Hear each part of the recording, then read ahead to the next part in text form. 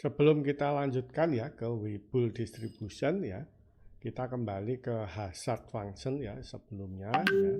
Dalam versi yang penuh ya, sebelumnya saya potong itu untuk khusus ke hazard functionnya ya. Alamat videonya bisa dilihat di sini ya.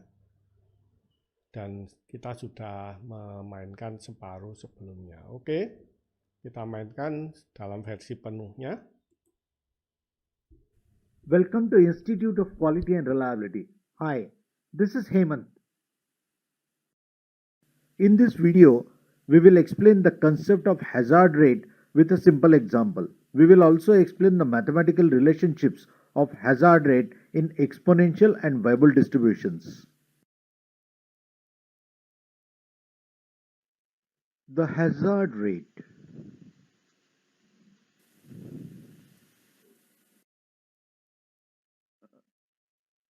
Instantaneous hazard rate can be considered as how fast the components fail as a proportion of the surviving components.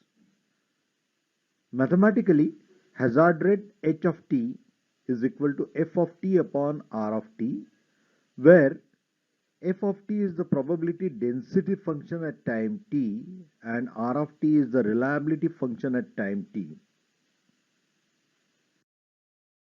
Let us consider a simple example. Consider a building which has got 1200 electric switches. Suppose 4 switches fail in 3 months out of 1200. Thus, the hazard rate per month per unit will be given by h of t equal to 4 divided by 3 into 1200, and that equals 0.001111. Note, hazard rate is often denoted as lambda t instead of h of t. Let us continue with the same example. Suppose in the next 2 months 6 more switches fail. Remember, these are out of 1196 as 4 had failed within the first 3 months. Thus, the hazard rate during this period will be given by h of t equal to 6 upon 2 into 1196, that equals 0.002508. After collecting more data till 10 months, we can estimate the hazard rate for every month as shown in the following table. We have already collected data till 5 months. So further from 6 to 10 months, this is the data collected, and based on the data, we can estimate the hazard rate for each month. It is shown in the table. Let us represent the hazard rate graphically. From start to first 3 months, then 3 to 5, 5 to 6, 6 to 7, and 7 to 8, 8 to 9, and 9 to 10. If you wish, you can pause the video and try this exercise. 500 bulbs are under test. Till 400 hours, 30 bulbs have failed. In the next 50 hours, 4 more bulbs fail. What is the reliability at 400 hours? What is the instantaneous hazard rate at 400 hours? Instantaneous hazard function is conditional probability of failure per unit time between time t and t plus delta t, given that the item has survived till time t. Mathematically, instantaneous hazard rate or hazard function h of t is given by f of t upon r of t, where f of t is the probability density function at time t and r of t is the reliability function at time t. Now let us understand hazard function for exponential distribution. The probability density function for exponential distribution is given by f of t equal to lambda e to the power minus lambda t, and the reliability function is given by e to the power minus lambda t. Therefore, h of t is equal to f of t upon r of t, and the e to the power minus lambda t will get cancelled, resulting into lambda as the hazard rate, which is a constant hazard rate for exponential distribution. But what do we mean by constant hazard rate? It means that proportion of items failing in equal time intervals would be same. Let us consider an example. Suppose a company has shipped 5,000 power supply units for laptop computers. Out of this, 1% unit, that is 50 units, fail in 1 month.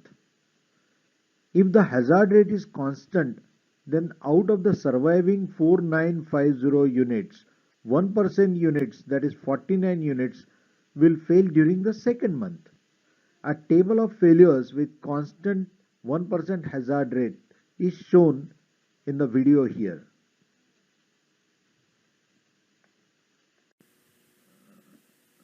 Now let us look at this table. The first column of the table shows time in months from 1 to 60. The second column shows number of items at the start of the time interval. The failed quantity shows number of items failed during the interval. NE shows number of items surviving at the end of the interval, which is difference between NS and failed quantity.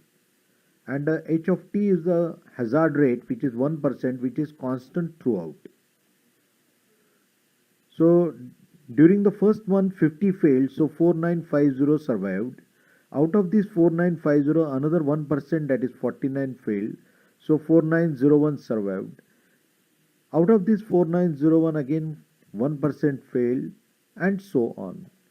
If we look at the graph of this number of surviving items, it looks like this. The x-axis is time in months and the y-axis is number of items surviving. This is typical of the constant hazard rate behavior. Let us now understand hazard rate function for Weibull distribution. The probability density function of Weibull distribution is given by beta upon eta raised to beta t raised to beta minus 1 e to the power minus t upon eta raised to beta. And the reliability function R of t for Weibull distribution is given by e to the power minus t upon eta raised to beta.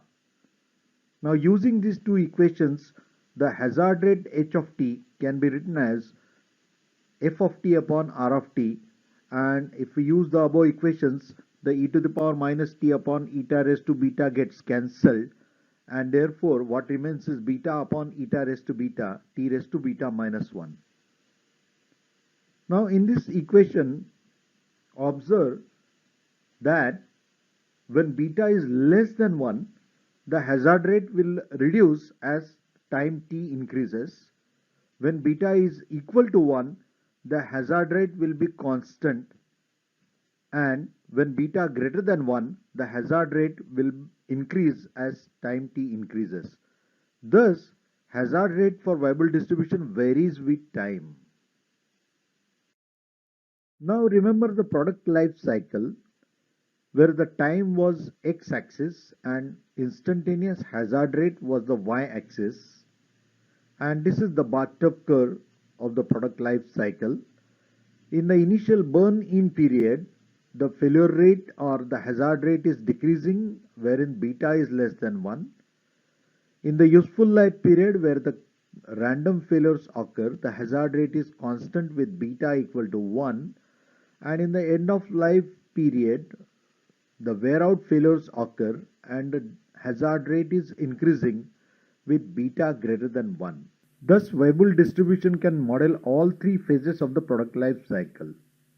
Let us do a quick recap. In this video, we have explained concept of hazard rate with a simple example. We have also seen some mathematical relationships of hazard rate in exponential and Weibull distributions. Thanks for watching this video. Hope you found it worth watching. Please subscribe to Institute of Quality and Reliability channel if you want to watch more videos on reliability engineering, Six Sigma and statistical quality control. Click on the subscribe and notify buttons on YouTube channel. Kita lanjutkan ya video yang kedua ya dengan alamat seperti terlihat ya. Sebelumnya sudah kita sampaikan video yang kedua ini tapi masih dalam versi yang terpotong ya. Akan kita sampaikan dalam versi penuhnya ini sampai ke introduction ke Weibull distribution. Hey guys, Andy Robertson here at CQ Academy, and I'm back with another video to help you prepare for the CQ exam, where we're talking about reliability. Now, in terms of the CQ exam, reliability is one of the most important topics on the exam, and I think it has more questions than any other topic in the body of knowledge. So this is a really important lecture. Now, we're not going to cover the entire reliability section today. We're going to talk about two things: reliability indices and reliability models. All right, so let's head over to the computer and get started. All right, let's take a quick look at today's agenda. I want to start over here on the left with the CQE body of knowledge. So no matter what exam you're studying for, reliability engineering or quality engineering, whatever, they have similar bodies of knowledge. But here in the CQE body of knowledge, we want to talk about reliability and maintainability indices, mean time to failure, mean time between failure, and we'll start the presentation off with that. So we're going to start with failure rate, mean time to failure, those sorts of things. And then we're going to get into reliability models, things like the bathtub curve, the exponential distribution, and the Weibull distribution.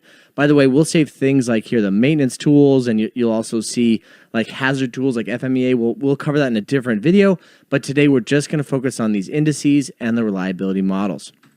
Okay, so I want to start with just a basic definition of reliability, right? You're watching this video, so you have some understanding of it, but essentially the formal definition is that reliability is the probability that a product will perform successfully under specific conditions for a given period of time. The key phrase here is a given period of time.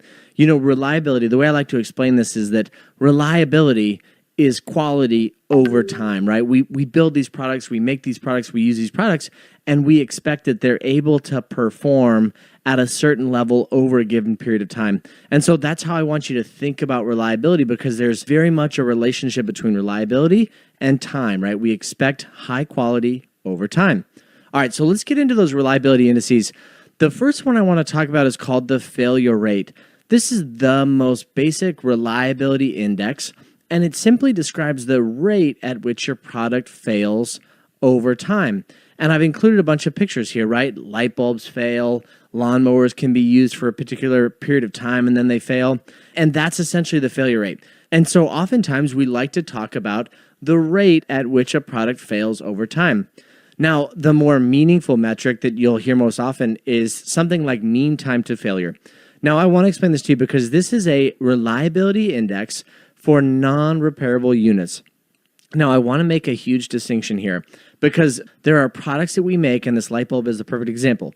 We make it, we start using it, we expect it to work properly for, let's say, 10,000 hours, and then when it breaks, we have no plans on repairing it. We're just going to throw it out.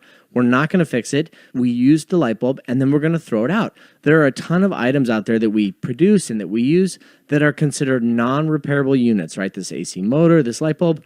And when we're using a non-repairable unit, we always talk about this reliability indice called the mean time to failure, right? It's what is that average length of time until that product fails. Now, the inverse of that is called the mean time between failures.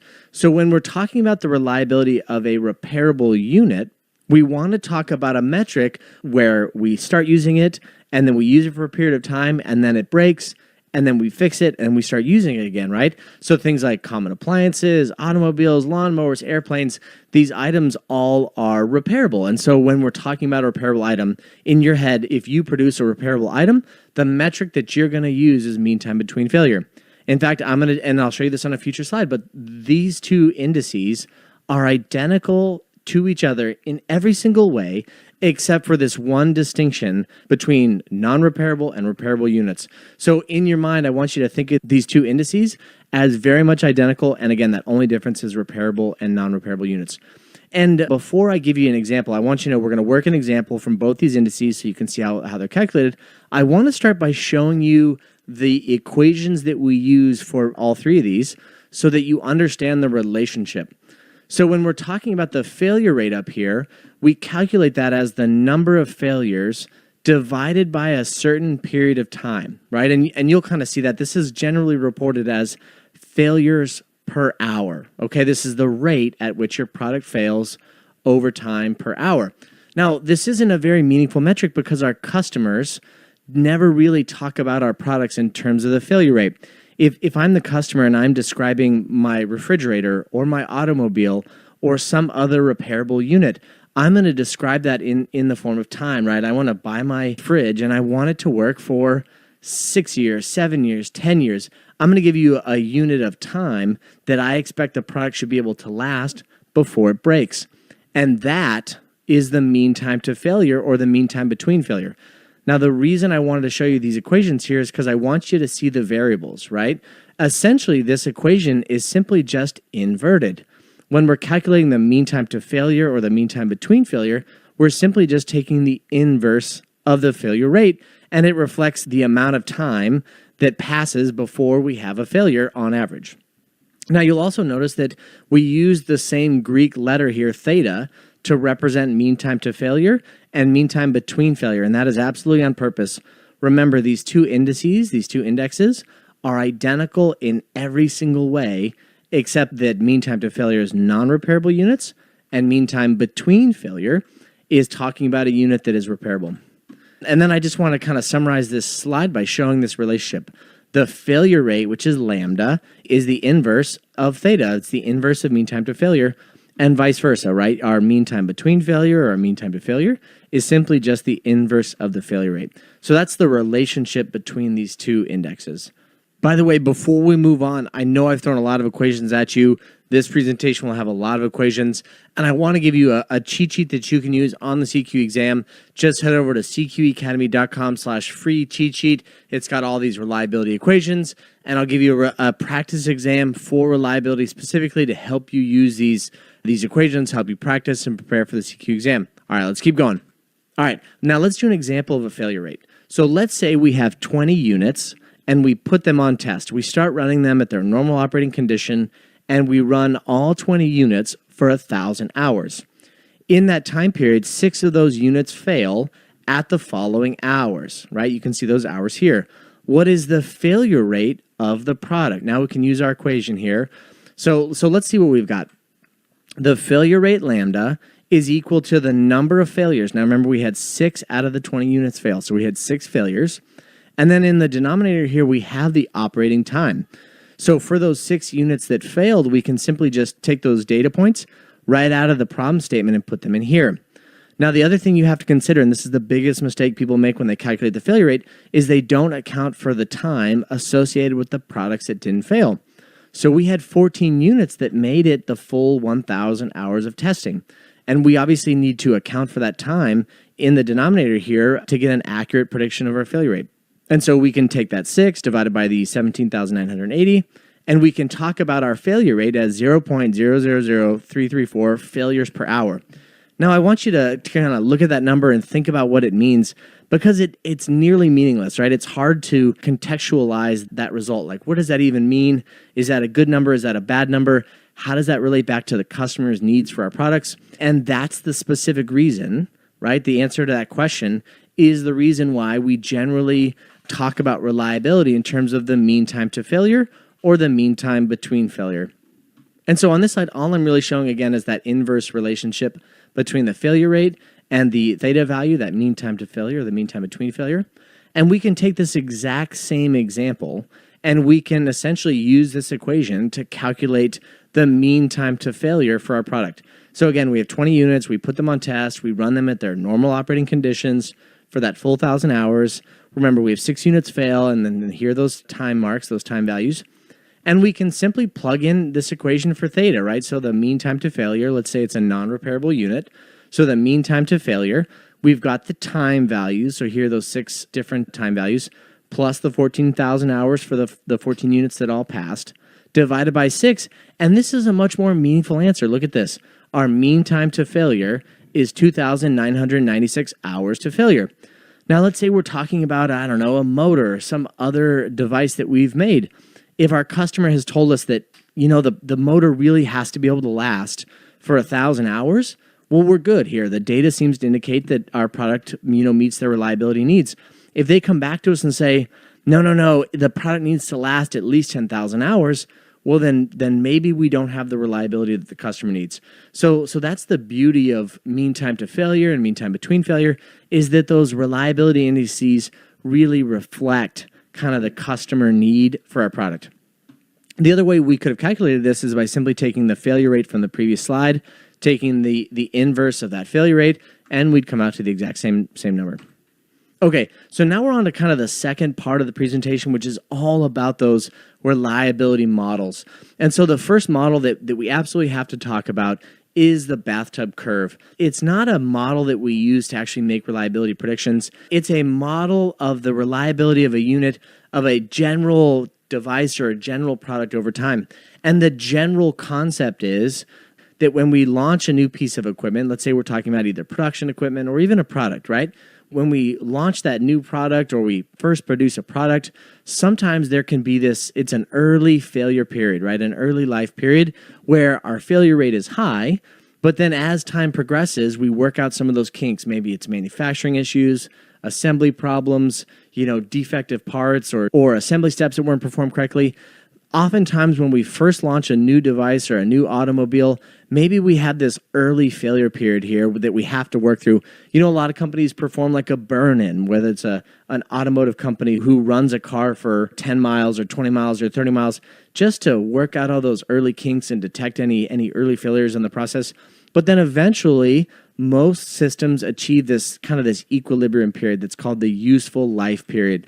This is where we want to operate. This is where we want our product to be operating in this useful life period. And you'll notice here that the failure rate in the useful life period is constant, right?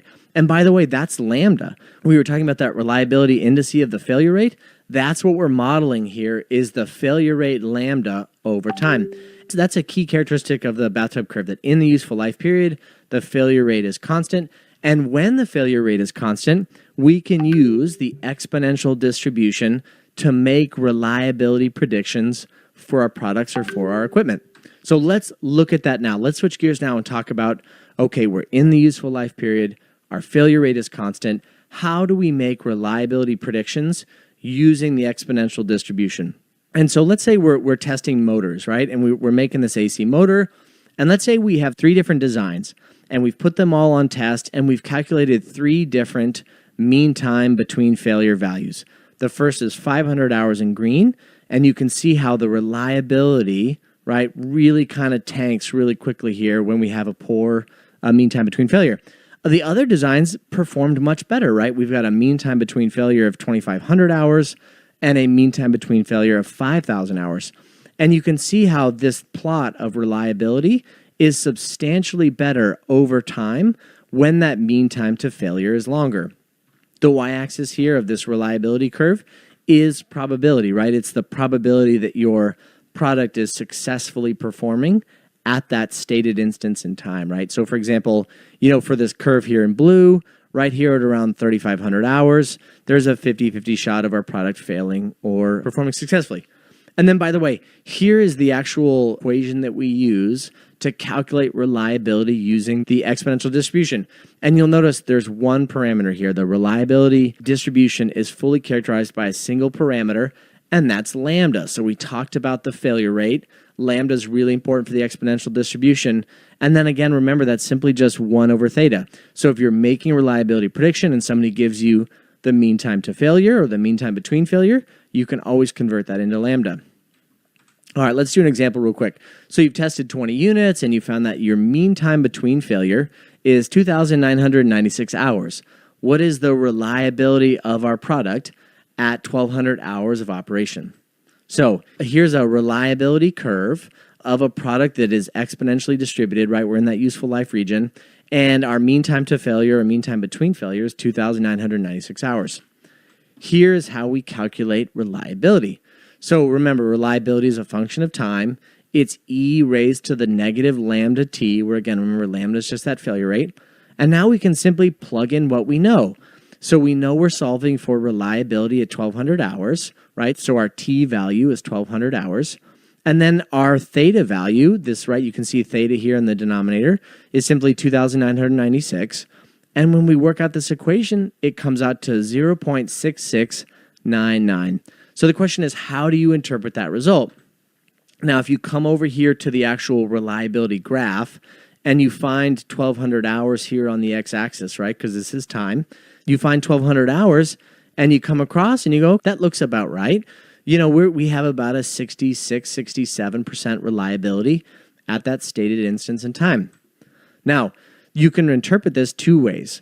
If you think about it as a single unit, the probability that that single unit successfully performs past the 1200 hour mark is 66%, right?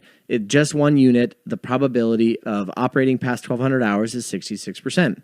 If you talk about it as a population, right? Let's say you made 1,000 motors or 1,000,000 motors. At the 1200 hour mark, 66% of your units would still be operational. 66% of your units would still be reliable at 1200 hours, and the other 33, 34% of your units or of your product would have failed by that point in time. Make sense? All right, so now let's move on and talk about the last reliability model that we want to talk about, and this is the Weibull distribution. So this distribution was discovered and popularized by a gentleman named Walody Weibull, and the reason that it's used so often in reliability is because it's able to model a variety of distributions.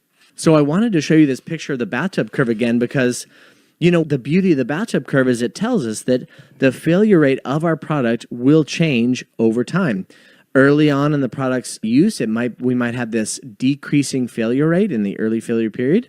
And then over time, we might see our failure rate start to increase here in the wear out period. And the beauty of the Weibull distribution is that it can essentially be used to model any of these parts of the bathtub curve. No matter what the failure rate is of your product, you can use the Weibull distribution to model that data and make reliability predictions using that model. So I've shown you this picture here. You can see how the Weibull distribution can change its shape given some particular parameters. So let's talk about that now. Okay, so here is the equation for calculating reliability using the Weibull distribution, and I've color-coded the two parameters. So the first parameter we have to talk about, this is probably the most important. This is called beta. You can see it here, and it's called the shape parameter, or you might also hear it called the slope parameter, and this parameter dictates the shape of the distribution. So when beta is equal to 3.5, the Weibull distribution approximates the normal distribution. When beta equals 1, the Weibull distribution approximates the exponential distribution.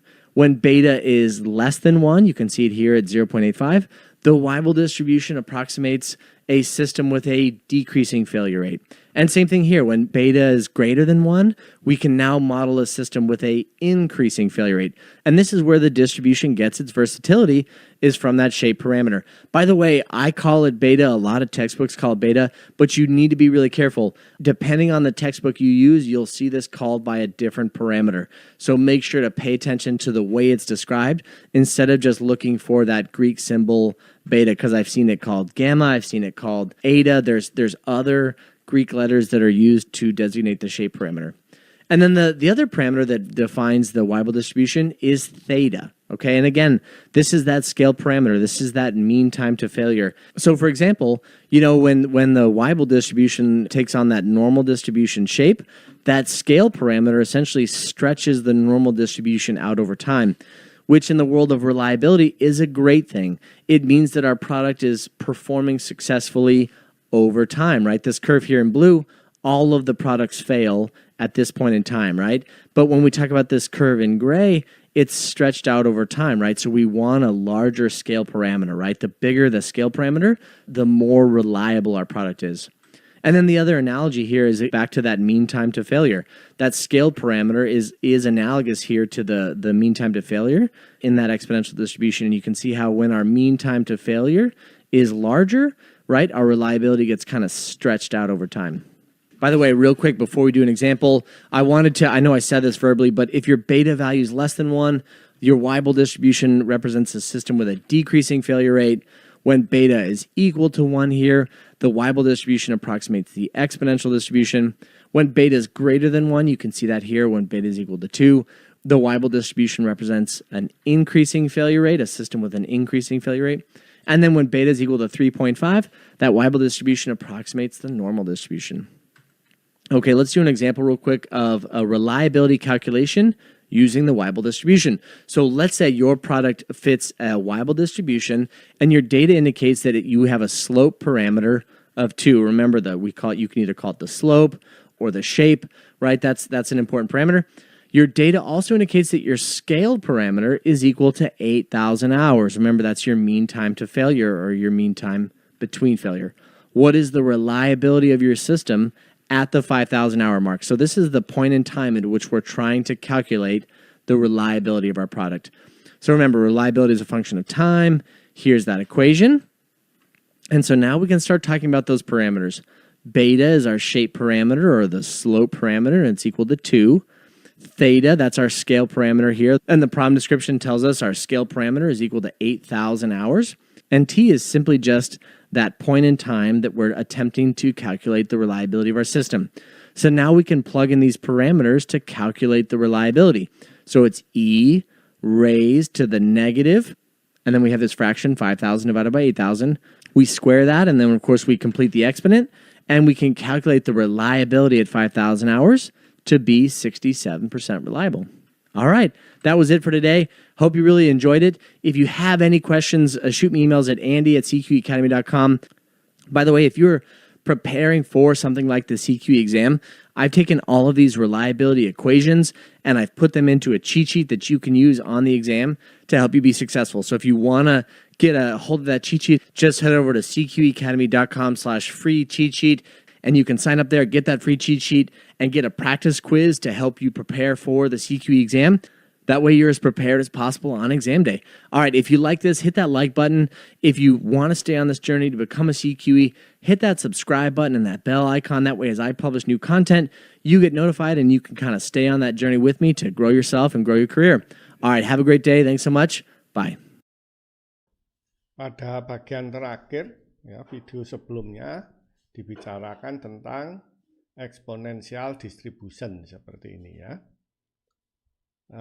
Untuk lebih memahami ya exponent distribution atau rate constant itu, ya, kita bisa menengok ya pelajaran engineering matematik ya yang membicarakan tentang separable differential equation ya.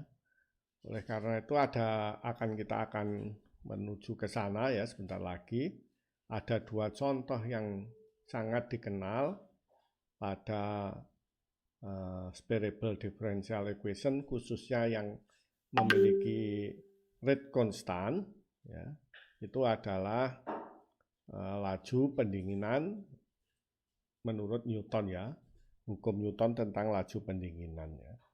Ada juga yang sangat terkenal lagi, contoh model fisiknya adalah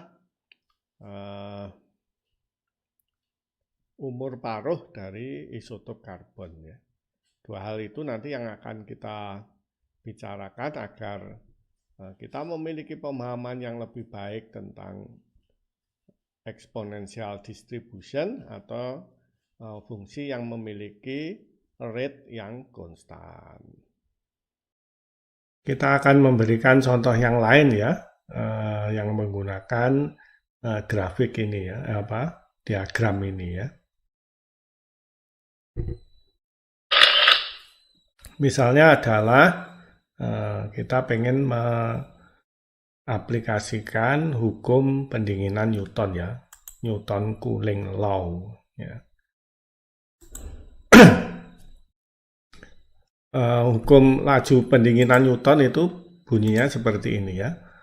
Laju perubahan suhu ya dari benda dengan temperatur T sebanding dengan perbedaan temperatur T dengan temperatur lingkungannya ya. Atau ini kalau dinyatakan dalam rumus, ini kan laju perubahan temperatur ya. Nah, ini temperatur ambien, temperatur lingkungan ya. Ini sebanding berarti dikalikan dengan suatu konstanta ya.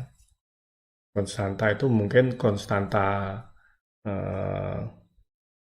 bendanya, juga mungkin konstanta benda cairannya ya.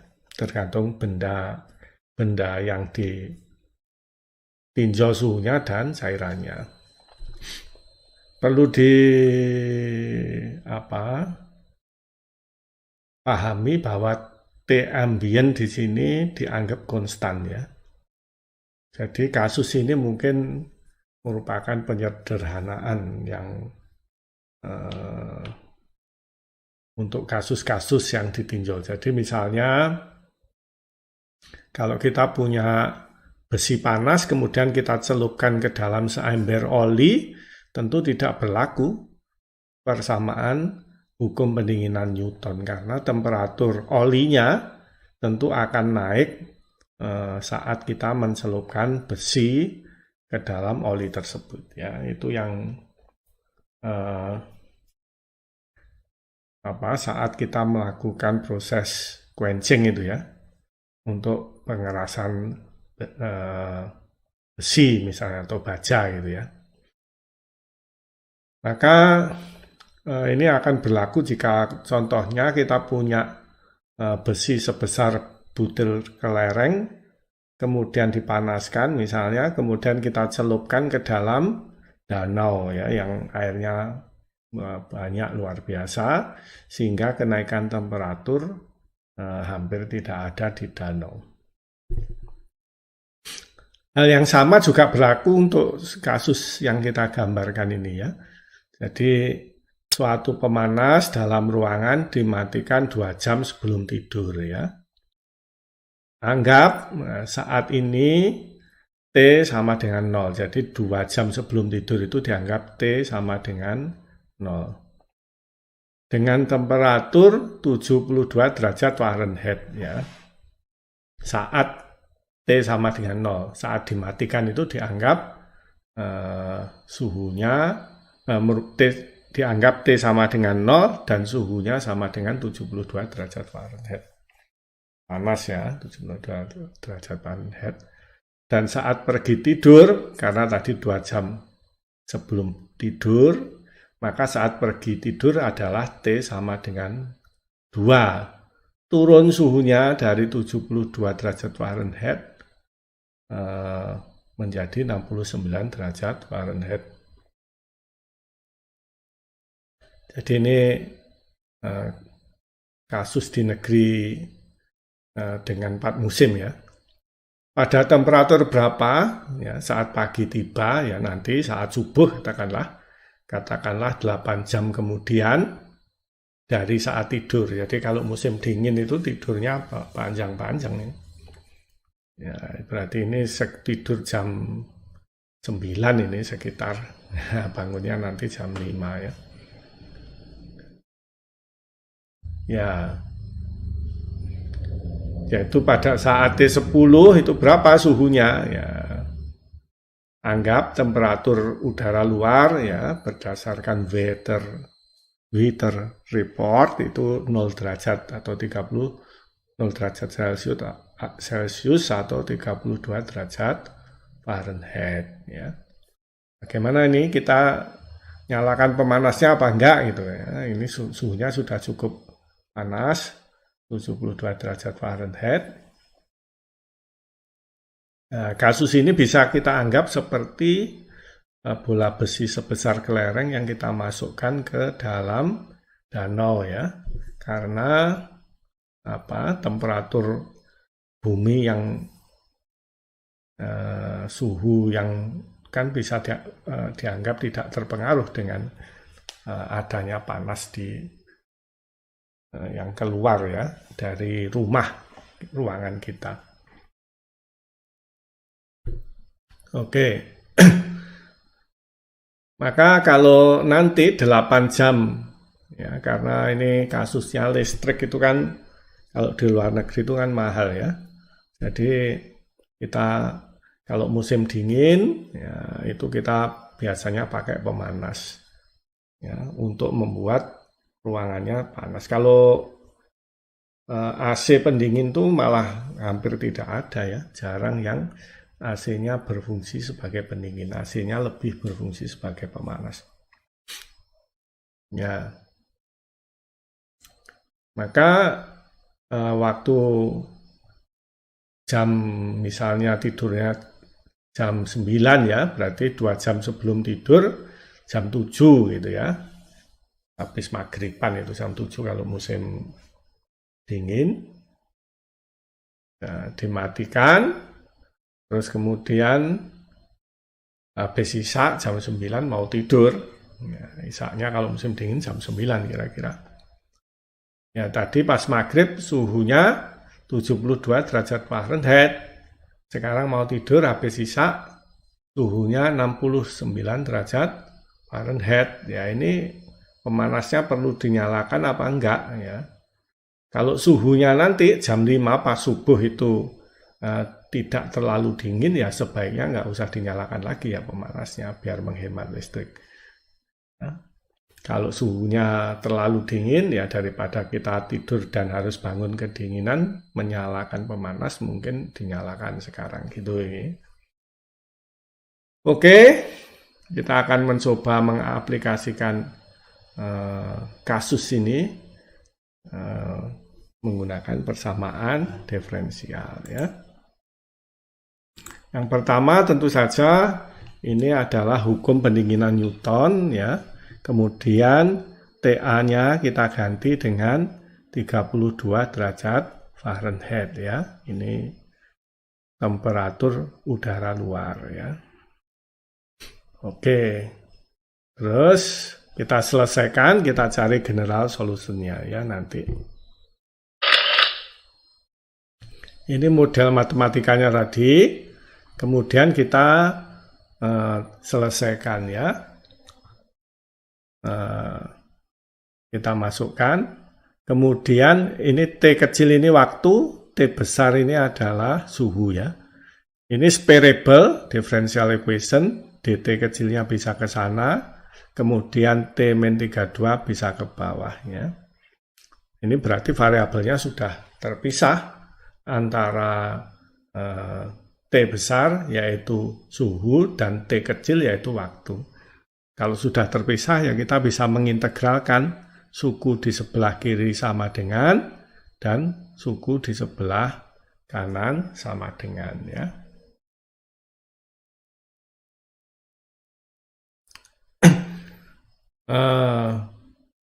dt ini kita bisa ganti dengan dt-32. Kok bisa begitu ya? Gitu ya. Mungkin ada pertanyaan kok bisa begini.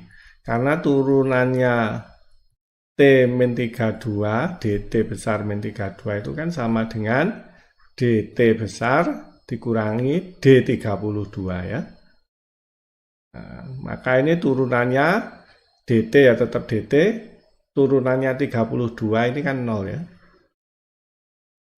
Ya, berarti ini sama dengan dt. Ya kan? Berarti dt besar ini boleh kita ganti dengan yang saya lingkari ini. dt min 32. Penyebutnya tetap pindah ke sini, terus kdt ke sana ya. Kita ingat integral dx per x ya sama dengan ln x kan. Ya, maka ini kalau x-nya kita ganti dengan t min 32, maka menjadi ln t min 32 ya. Terus kemudian integralnya kdt tentu saja kt plus c1 ya, konstanta. Nah, sehingga kita bisa, ya ini mungkin harus saya tulis agak panjang di sini ya. Ini, yang ini kok bisa sampai ke kesamaan berikutnya, itu E pangkat ln T min 32 gitu kan, sama dengan E pangkat KT plus C1 ya, sama dengan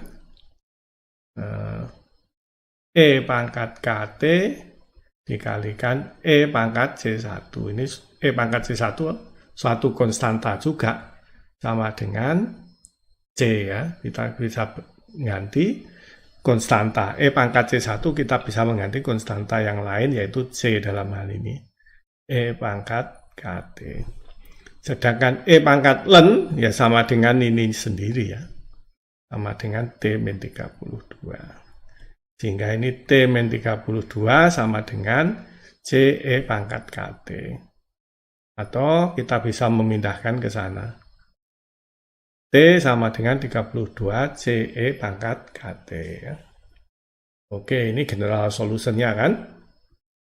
Langkah berikutnya apa? Setelah kita menemukan general solution, sekarang verifikasi, yaitu membandingkan general solution dengan PD soalnya. Ya, mudah ya. Kita turunkan ya. Turunannya ini ya mestinya nulisnya yang paling tepat menulisnya adalah seperti ini ya.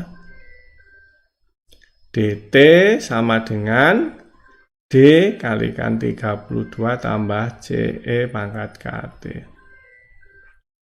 Sama dengan turunannya 32 0.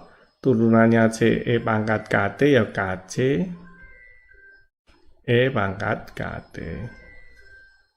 Ya. DT kecil. Nah, makanya ini saya pindah ke sana menjadi DT besar per DT kecil sama dengan KCE pangkat KT ya. Oke.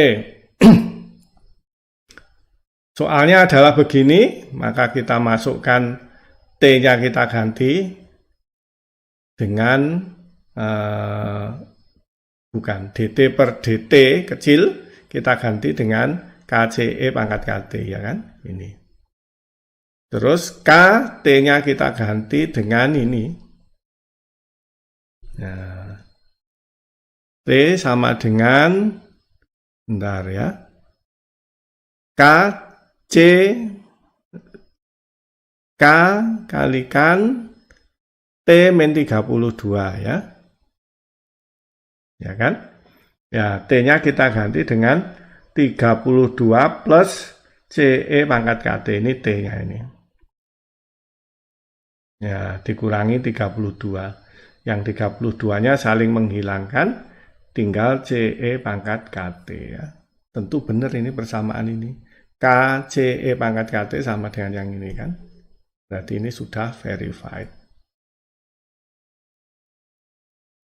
Oke.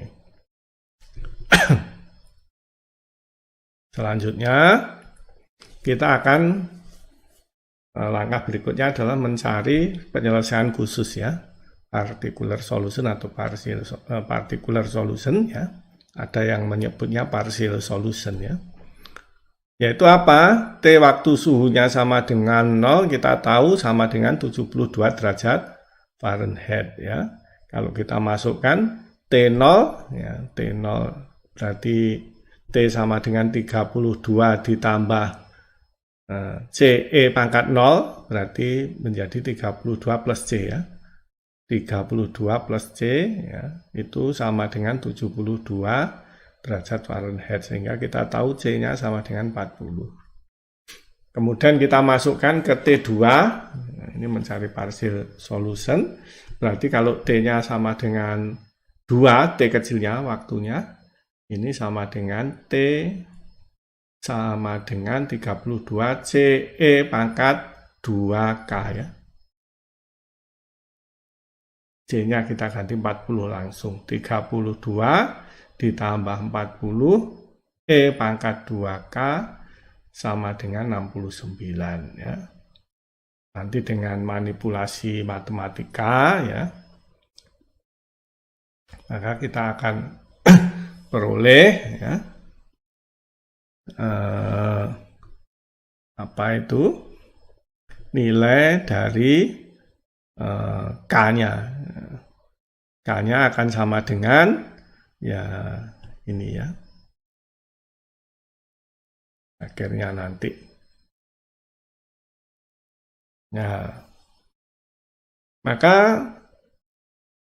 ini manipulasi matematika biasa ya, berarti ini 32 kan ke sana, 69 bagi 32 terus 40 ya, ln E pangkat 2K ya, mungkin saya harus jabarkan ya biar mudah. diikuti E pangkat 2K sama dengan 69 kurang 32 kurang 40 ya. Kalau kita len kan yang sebelah kiri kan len 2K ya. Len E pangkat 2K kan sama dengan 2K. Sama dengan lennya ini. Len. Nah. Itu. Nah, maka K sama dengan setengah len ini ya. Kalau kita hitung ketemu min 0,03898. Sekarang kita menjawab pertanyaan, perlukah kita menyalakan pemanas saat kita mau tidur? Ya, karena T10 artinya 8 jam setelah tidur, ya, akan sama dengan kita masukkan persamaannya 32 ya ini ditambah C-nya 40 ya ini C-nya. Kemudian E pangkat K-nya adalah min ini, terus T-nya 10, berarti menjadi min 0,3898 ya. Kalau dihitung nanti angkanya adalah 59,09 derajat Fahrenheit. 59,9 itu agak dingin ya. Sekitar berapa? 15 derajat Celcius lah. Tapi 15 derajat Celcius itu malah enak ya untuk tidur. Dengan menarik selimut tebal saja akan terasa nikmat tidurnya dengan 15 derajat Celcius ya. Oke. Berarti kita bisa memutuskan apakah kita perlu menyalakan pemanas apa tidak untuk kasus kita ya. Itu jawabannya. Kita juga bisa menginterpretasikannya dalam bentuk grafik ya. Seperti ini. Oh aduh, temperaturnya seperti ini. Fungsi temperatur terhadap terhadap waktu ya. Ya, nanti 10 jam itu ada di sini ya. Yang berapa tadi ya? Ya. Mungkin kalau tidurnya lebih dari 10 jam, gimana? Waduh, ini hampir 0 derajat ya, berarti perlu dinyalakan. Tapi ya masa orang tidur lebih dari 10 jam, lebih dari 8 jam ya. Ya, ini adalah profil suhunya ya. Nah, kita lihat bahwa kalau suhunya 0 derajat Celcius di luar, sampai kapanpun ya akan mencapai 0 derajat ya, ini saya rasa ini lebih dari 32. Itu interpretasi yang lain ya. Oke, kalau tidurnya kurang dari 8 jam ya tambah nggak apa-apa ya. Begitu kira-kira, mudah-mudahan dengan gambaran yang kedua ini lebih bisa dipahami lagi tentang bagaimana suatu engineering matematik berperan dalam kehidupan kita, khususnya dalam bidang engineering. Contoh aplikatif lain ya dari fungsi yang memiliki rate konstan atau hasilnya adalah grafik eksponensial adalah waktu paruh dari isotop karbon ya. Itu untuk mendeteksi umur dari benda-benda purbakala ya. Berikut ini akan disajikan video yang mendiskusikan tentang waktu paruh dari isotop karbon.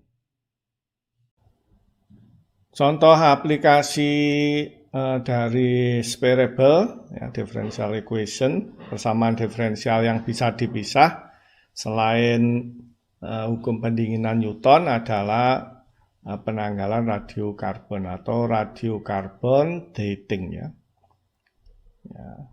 Hasil percobaan menunjukkan bahwa bahan radioaktif meluruh dengan laju peluruan sebanding dengan jumlahnya. Ini seluruh bahan radioaktif ya, semua bahan radioaktif itu dia akan meluruh dengan kecepatan sebanding dengan jumlahnya ya, jumlah yang ada. Mungkin saya akan gambarkan ya dengan angka-angka. Ya, jadi misalnya ya, angka yang gampang saja. Ya, dari 100 misalnya, dia akan menjadi 100 suatu ya, satu satuan, misalnya 100 apa gitu ya. Ya, kalau kandungan kimia itu kan biasanya ppm ya. Dia 100 ppm akan menjadi 50 ppm dalam waktu 10 jam ya. Ini angkanya kan gampang. Maka nanti dari 50 ppm ya, dia meluruh dengan laju yang sama, berarti 25 ppm menjadi 25 ppm, itu 10 jam lagi ya. Yang ini berkurang 50, yang ini, yang bawahnya ini berkurang 25 ya. Tetapi ini separuhnya dari 50 ya, 25. Dan 50 adalah separuhnya dari 100. Satu lagi, misalnya 25 ppm, dia akan menjadi 12,5 ppm dalam waktu 10 jam lagi ya. Ya, berarti dia tinggal 50 ppm jika 10 jam. Dia akan menjadi 25 ppm, ini berarti 10 tambah 10 ya, 20 jam. Dia akan tinggal 12,5 ppm dalam waktu 30 jam. Itu begitu maksudnya ya. Oke. Berikutnya, dalam atmosfer perbandingan karbon radioaktif, isotop karbon 14 ya, dan karbon normal merupakan bilangan konstan ya. Hal yang sama terjadi pada organisme hidup ya. Ketika suatu organisme mati, tapi kalau dia mati, dia nggak bisa menyerap C14 lagi ya, isotop karbon 14 dari atmosfer ya, ketika nafasnya berhenti. Semua bernafas ya, makhluk hidup termasuk pohon itu juga bernafas ya, dengan fotosintesis ya. Maka begitu mati dia nggak bisa menerima karbon radioaktif, tidak bisa menyeimbangkan jumlahnya ya, jumlah karbon, isotop karbon C14-nya akan turun gitu ya. Sehingga kita bisa seperti tadi, bisa memprediksi berapa umurnya ya. Sehingga seorang dapat memperkirakan umur dari sebuah fosil dengan membandingkan rasio karbon dalam fosil dengan atmosfer. Hal ini merupakan ide dasar penanggalan radiokarbon ya. Jika seorang arkeologis menemukan sebuah tulang dan pengukuran kandungan isotop karbon itu tinggal 25% ya. Berapa umur tulang yang ditemukan arkeolog tersebut ya. Kalau tadi kita memberi contoh 10 ya. Kita ketahui ya, diterima dulu ya, umur paruh. Ya, ini kalau tadi kan 10 jam ya ini. Kalau umur paruhnya isotop karbon 14 itu 5.730 tahun. Sehingga kalau tinggal 25%, berarti organisme yang ditemukan tadi umurnya 11.460 tahun ya. Ya, ini tadi adalah contoh yang sembarangan saja ya. Kalau kita aplikasikan untuk ini sudah nggak dipakai mungkin. Ya, cuma memberi gambaran saja, mungkin saya hapus saja dulu. Kita aplikasikan untuk isotop karbon C14 ya. Yang umur paruhnya adalah 5.730 ya. Maka pernyataan sebelumnya ya, bahwa ini peluruhan sebanding dengan jumlahnya, atau jumlah perbandingannya itu konstan ya, ya kan? Ya. Atau kita bisa menuliskan peluruhannya dy dt gitu ya, itu sebanding dengan existing ya, sebandingkan k dikalikan y ya, begitu. Misalnya y adalah kandungan isotop karbonnya, maka kita bisa memisahkan y-nya ke sini, t-nya ke sebelah kanan tanda sama dengan dy per y sama dengan k dt. Atau kita bisa mengintegralkan, ini sudah separable ya.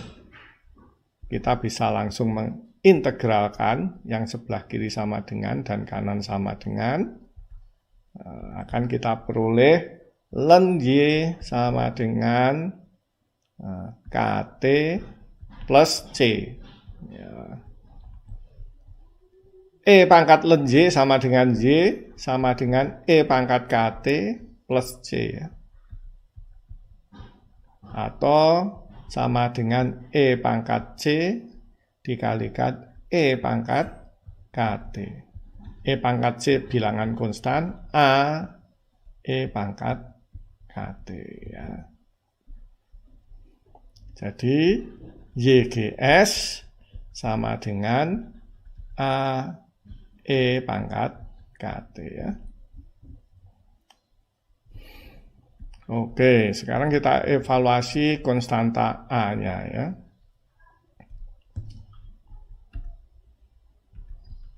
Waktu T sama dengan 0, YT sama dengan 0, itu sama dengan Y0, sebut saja gitu ya.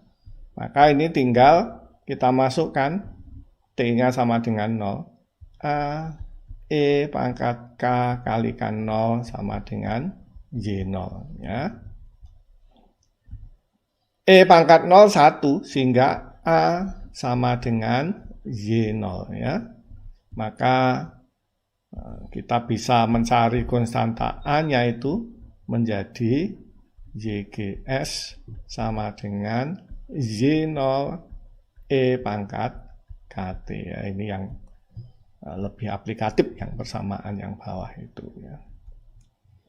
Maka khusus untuk karbon kita, karbon isotop karbon 14 kita, maka umur paruhnya dia akan menjadi setengah Y0 sama dengan Y0 E pangkat K, T-nya 5.700 berapa tadi?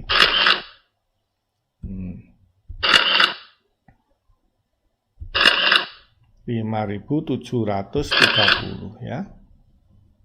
5.730 ya. Y0-nya saling menghilangkan ya.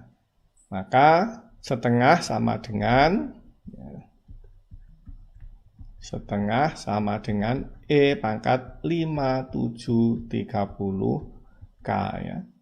Kita lenkan, len setengah sama dengan len E pangkat sekian ya, tinggal 5730 K ya. Kalau begitu K sama dengan len setengah dibagi 5730 ya. Ini harus kita hitung pakai kalkulator ya. Kita pakai Excel saja.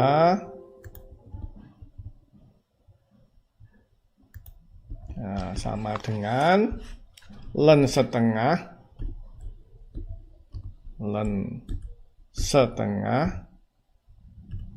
dibagi 5730. Min mungkin ada pembulatannya, banyak ya.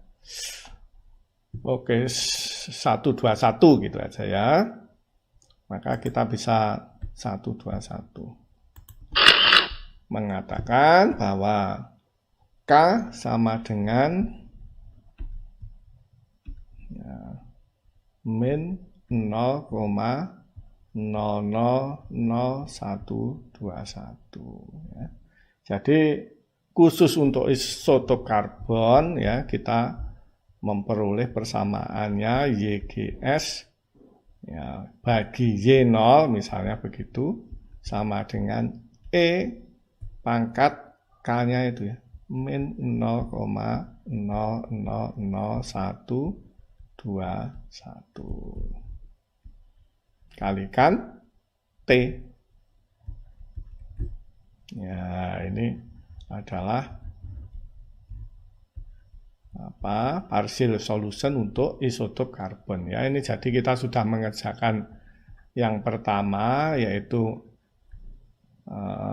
matematika model dari model fisik kita. Kemudian kita sudah memperoleh general solutionnya. Kemudian kita juga sudah mendapatkan partial solution untuk kasus isotop karbon 14. Ini mudah ya kalau kita sudah tahu prosentasenya misalnya 50% ya berarti 57 30 tahun, 25% 11 berapa, tinggal kandungannya ini tahu, T-nya tahu ya. Oke, begitu kira-kira bagaimana kita mengaplikasikan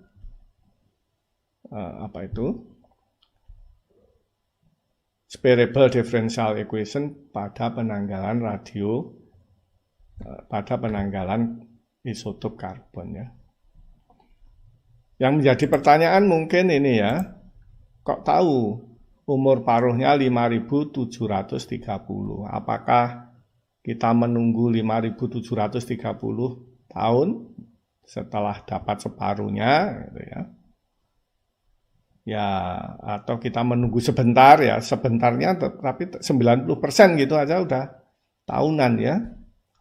Ya, cara yang paling mudah yaitu dengan kita melihat yang ada ya, data sejarah yang ada ya. Ini mungkin saya jelaskan sebelumnya ya. Siapa yang menemukan metode penanggalan karbon ini adalah Profesor Willard F. Libby ini ya, yang meneliti tahun 46, tapi dia mendapat Nobel Prize 14 tahun kemudian ya, dengan mengukur isotop karbon ini orangnya itu diperoleh dari living organisme ya, jadi yang benda hidup ya. Ini kita ada data-data yang untuk mendapatkan bahwa umur paruh dari isotop karbon 14 adalah 5.730 tahun itu ya berdasarkan lingkaran tahun dari pohon-pohon tua ya. Ya. Karena jumlah lingkaran itu menunjukkan tahunnya ya, dari pohon ya. Maka dari lingkaran tahunnya kemudian kita tahu umurnya hampir 1.000 tahun gitu ya. Kemudian kita ambil isotop karbon 14-nya, ternyata sekian persen umurnya 900, untuk sumbu Y-nya hampir 90%. Sama ini ada pohon 2. Kemudian masa Pompei itu nama kota ya di Itali yang terkubur hidup-hidup ya, kota Pompei terkubur hidup-hidup karena letusan Gunung Vesuvius ya. Kemudian diketahui letusan Gunung Vesuvius itu terjadi tahun 80-an ya. Ya. Tepatnya 24 Agustus tahun 79 ya. Letusan Gunung Pompei ya. Kemudian tahun 1700-an gitu digali ya, di sana digali dan orang-orang terheran-heran menemukan banyak peninggalan di sana, bahkan ada kerangkanya orang yang hidup juga di sana sedang bersembunyi di shelter atau bunker gitu ya. Akhirnya mati juga, ada apanya, skeletonnya, ada rangkanya, dan itu bisa diambil isotop karbon 14-nya, sehingga kita tahu itu ya, tahun 80 sekitar 2000, hampir 2000 tahun yang lalu, kemudian prosentase karbonnya tahu, sehingga kita tahu titik ini ya. Juga dari tulisan-tulisan di Bible, ya mungkin bukti-buktinya, bukti-bukti hidup ya, mungkin skeleton, rangka, atau mungkin pohon-pohon gitu ya. Takyinat itu kalau bahasa di Turki ya, kalau bahasa Turkinya itu El Takyinat. Itu adalah sebuah kota di tepi sungai gitu ya. Nah, itu adalah awal mula zaman perunggu dan zaman besi ya. Itu bisa dilihat dari mungkin kayu pemegangnya dan sebagainya, dan itu bisa diukur jumlah isotop karbonnya ya. Dan kita tahu sejarahnya, umurnya hampir 2500 tahun yang lalu, awal zaman besi dan perunggu, kemudian jumlah isotop karbonnya tahu, maka tahu titik ini ya. Demikian juga ini ada redwood, itu adalah nama pohon ya yang tertinggi di dunia ini. Pohon yang tinggi dan umurnya tua. Dia ada di hutan-hutan di California sana. Diperkirakan umurnya itu setelah dinosaurus ya. Jadi itu hampir 3000 tahun yang lalu. Pohon redwood diambil isotop karbonnya ya sekitar 72% itu ya. Sehingga kita tahu titik ini. Seti itu enggak tahu nama, mungkin nama-nama raja-raja Mesir ya. Ini semua bukti-bukti yang sini ini zaman-zaman kuno, ini raja-raja Mesir di piramid ya. Yang Sesotris ini raja yang pernah menyerang Eropa gitu. Nah, sehingga ada catatan sejarahnya, tahunnya, yaitu 3000 sekian tahun yang lalu ya. Kemudian dari jasadnya diambil radio karbon, isotop karbon 14-nya, kita tahu prosentasenya, berarti tahu titik ini. Kita tahu tahunnya, kita tahu isotop karbonnya, titik ini bisa diidentifikasi. Ya, demikian juga Ahanat ini bukan raja ini, tapi pendeta, nama pendeta. Ya. Nama pendeta yang dulu dihormati ya pendeta karena menghubungkan dengan dewa ya, dan itu namanya ditulis di piramid. Sneferu ini nama raja ya, nama Faruk, dinasti keempat itu ya, ada makamnya, ada jasadnya, skeletonnya diambil, kita tahu catatan tahunnya dari petinya ya. Terus Hemaka ini juga nama raja, Zet ini kok kayak nama dewa saja. Begitu kira-kira bisa mengetahui bahwa umurnya 57, 30 umur paruh karbonnya ya, dari data-data sejarah. Ini yang Pompei ini ada saya foto-fotonya. Ini Pompei ini di sini ya, di sebelah selatan timurnya Roma ya, di sini tempatnya. Kota sekarang sudah ada kota modernnya ya di sebelah kanan kirinya situ. Ini adalah peninggalannya di Pompei ya, bisa dilihat.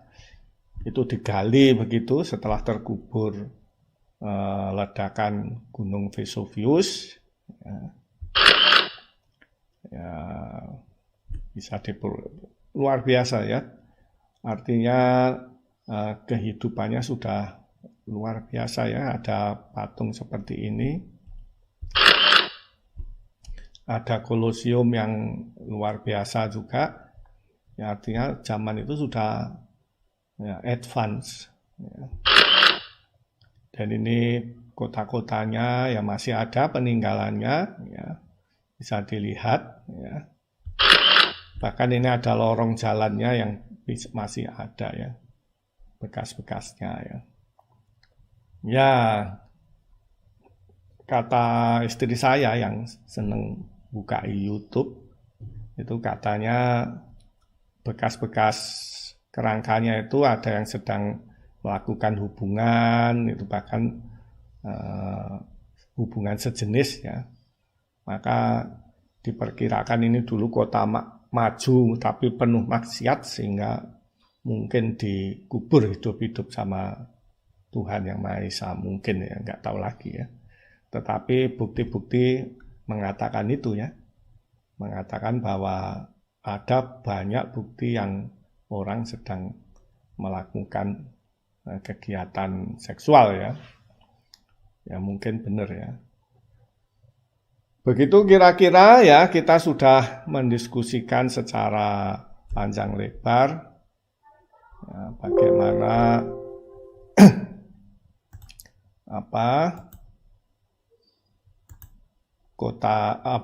kota. Ya, ini tadi sudah ya, kita sudah menyelesaikan ini tadi. Bagaimana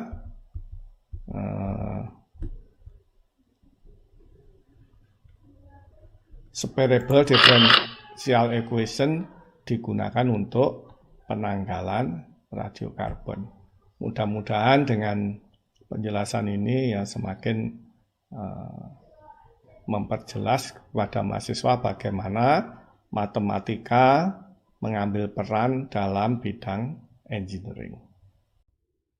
Sampai di sini ya, semua bahan-bahan untuk memahami Weibull distribution ya sudah kita pelajari, yaitu PDF, JDF ya, yang kumulatif, maupun yang PDF itu probability distribution function, dan JDF itu cumulative distribution function. Kita juga sudah mempelajari hazard rate, value rate, MTTF dan MTBF, reliability, beta curve, dan juga exponential distribution ya, sudah kita pelajari dan diberikan contoh-contoh. Semua ingredient sudah siap dan kita akan melanjutkan ke Weibull distribution pada video selanjutnya.